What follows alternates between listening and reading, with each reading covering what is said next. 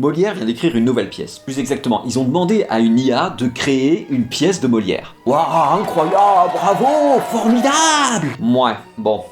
N'importe qui pourrait demander à Claude ou à ChatGPT d'écrire une pièce en imitant Molière, ça a rien d'extraordinaire en fait. Qui a bien pu avoir l'idée de faire ça? Le théâtre Molière-Sorbonne? Hein? Mais que diable allait-il faire dans cette galère? Alors, vous les connaissez peut-être pas, mais c'est une troupe d'étudiants de Sorbonne Université qui fait du théâtre historiquement documenté. Ils essaient de reproduire les pièces de Molière telles qu'elles étaient jouées à l'époque. Ils reproduisent notamment les costumes, les jeux d'acteurs, les décors absolument somptueux, et même la prononciation de l'époque. J'ai beau dire, on me laisse toujours seul. Et ils font un travail admirable, hein, donc c'est surprenant qu'ils se lancent là-dedans. Enfin, surprenant.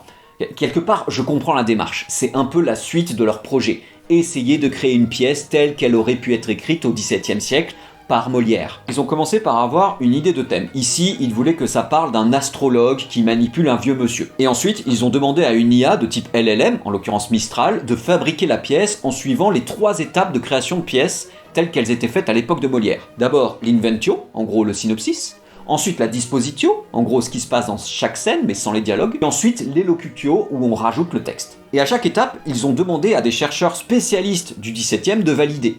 Si ça paraît plausible que Molière ait pensé ou écrit ça, on passe à la phase suivante. Sinon, on demande au LLM de corriger. Sachant que tout doit être rédigé par le LLM. On n'a pas le droit de corriger à la main derrière. Ensuite, quand la pièce a été prête, on a demandé à d'autres IA de préparer les musiques, des croquis de costumes et le décor. Décors et costumes qui ont ensuite été faits à la main. Comme ça se faisait du coup au XVIIe siècle. Ouais, ils utilisent l'IA, mais pas la machine à coudre, c'est particulier, et c'est un peu ça qui m'énerve dans ce projet. Quitte à recréer du théâtre en utilisant les méthodes de l'époque, pourquoi ils ont pas demandé à un humain d'écrire une pièce avec une plume et du papier comme à l'époque? À la limite, qu'on demande à un LLM de faire la phase d'élocutio parce qu'on pense qu'elle ferait mieux qu'un humain pour imiter le style de Molière, pourquoi pas? Mais pourquoi toute la pièce? Après, peut-être que leur logique était la suivante.